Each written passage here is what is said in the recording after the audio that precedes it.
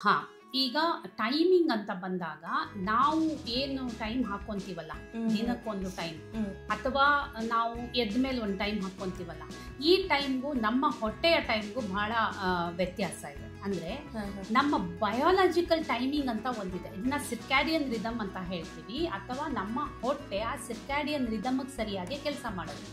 ಇದು ನಾವು ನೋಡುವಂತ ಟೈಮ್ಗೆ ಅಥವಾ ನಾವು ಹಾಕೊಳ್ಳೋ ಹೇಳುವಂತ ಟೈಮ್ಗೆ ಸರಿಯಾಗಿ ಕೆಲಸ ಮಾಡೋದಲ್ಲ. ಅದಕ್ಕೆ ಅದರ ಸಿಸ್ಟಮ್ ಪ್ರಕಾರನೇ ಅದು ಕೆಲಸ ಮಾಡುತ್ತೆ. ಹೇಗೆ ಅಂತಂದ್ರೆ, ಸೂರ್ಯ ಹುಟ್ಟುವ ಸಮಯದಿಂದ ಸೂರ್ಯ ಮುಳುಗುವ ಸಮಯದ ತನಕ ಆಲ್ಮೋಸ್ಟ್ 12 ಗಂಟೆ ಅದು ತುಂಬಾ ಆಕ್ಟಿವ್ ಆಗಿ ಕೆಲಸ ಮಾಡುವಂತ ಸಮಯ. ನಮ್ಮ ಹೊಟ್ಟೆಯ ಒಳಗೆ ಎಲ್ಲಾ ಕೆಲಸಗಳು ಆಕ್ಟಿವ್ಲಿ ನಡೆಯುವಂತ ಸಮಯ. ಅದು ಮುಳುಗಿದ ಮೇಲೆ ನಮ್ಮ ಹೊಟ್ಟೆ ಆಕ್ಚುಲಿ ರೆಸ್ಟ್ ಅಲ್ಲಿರ್ಬೇಕು, ಅಥವಾ ನಮ್ಮ ಗ್ಯಾಸ್ಟ್ರೋ ಇಂಟೆಸ್ಟೈನ್ ಏನಿದೆ ಇದು ರೆಸ್ಟ್ ಅಲ್ಲಿರ್ಬೇಕು. ಇದು ನಮ್ಮ ಹೊಟ್ಟೆಯ ಸಿರ್ಕ್ಯಾಡಿಯನ್ ರಿದಮ್ ಅಥವಾ ನಮ್ಮ ದೇಹದ ಸಿರ್ಕ್ಯಾಡಿಯನ್ ರಿದಮ್. ಬೆಳಿಗ್ಗೆ ಎದ್ದಾಗ ಸಾಮಾನ್ಯವಾಗಿ ನಮ್ಮ ದೇಹದಲ್ಲಿ ಕೋರ್ಟಿಸೋಲ್ ಹಾರ್ಮೋನ್ನ ಲೆವೆಲ್ ಜಾಸ್ತಿ ಇರುತ್ತೆ.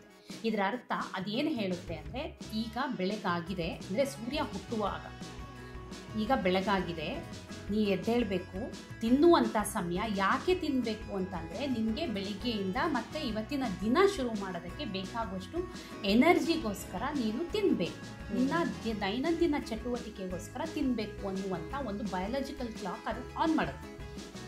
ಅದೇ ಥರ ರಾತ್ರಿ ಸಾಯಂಕಾಲ 7 ಗಂಟೆ 6:30 7 ಗಂಟೆಗೆ ಸೂರ್ಯ ಮುಳುಗ್ತಾ ಇದ್ದ ಹಾಗೆ ಆ ಬಯಾಲಜಿಕಲ್ ಕ್ಲಾಕ್ ಏನಾಗುತ್ತೆ, ಅದು ಮೆಲಟಾನಿನ್ನ ಪ್ರೊಡ್ಯೂಸ್ ಮಾಡುತ್ತೆ. ಮೆಲಟಾನಿನ್ ಏನಿದೆ, ಈ ಹಾರ್ಮೋನ್ ನಮ್ಮ ನಿದ್ದೆಯನ್ನು ಕಂಟ್ರೋಲ್ ಮಾಡುವಂಥ ಹಾರ್ಮೋನ್. ಅದು ಪ್ರೊಡ್ಯೂಸ್ ಆಗ್ತಾ ಇದ್ದ ಹಾಗೆ ನಮಗೆ ನಿದ್ದೆಯ ಮೋಡ್ಗೆ ಹೋಗುವಂಥ ಹಾರ್ಮೋನ್. ಇಟ್ ಮೀನ್ಸ್ ಅದೇನು ಹೇಳುತ್ತೆ ಅಂತಂದರೆ, ನಾನು ಮಲಗುವಂಥ ಟೈಮ್ ಆಗಿದೆ ಅಥವಾ ನನಗೆ ರೆಸ್ಟ್ ತಗೊಳ್ಳುವಂಥ ಟೈಮ್ ಆಗಿದೆ, ಐ ನೀಡ್ ರೆಸ್ಟ್ ನಾವು. ನೀವು ಈಗ ಇನ್ನು ಮುಂದೆ ಇದಕ್ಕಿಂತ ಜಾಸ್ತಿ ನನಗೆ ಆಹಾರ ಕೊಡಬೇಡಿ. ಸೊ ಇದು ನಮ್ಮ ಆಹಾರದ ಸಮಯ ಆಗಿರಬೇಕು. ರಾತ್ರಿ ಸಾಯಂಕಾಲ 7 ಗಂಟೆ ನಂತರ ಅದನ್ನು ನಾವು ಆಹಾರ ತಿನ್ನುವಂಥ ಸಮಯ ಅಲ್ಲ ಅಂತ ಕನ್ಸಿಡರ್ ಮಾಡಬೇಕಾಗುತ್ತೆ. ನಮ್ಮ ಹಿಂದಿನವರು ಇದೇ ರೀತಿ ಮಾಡ್ಕೊಂಡು ಬರ್ತಾ ಇದ್ದಿತ್ತು.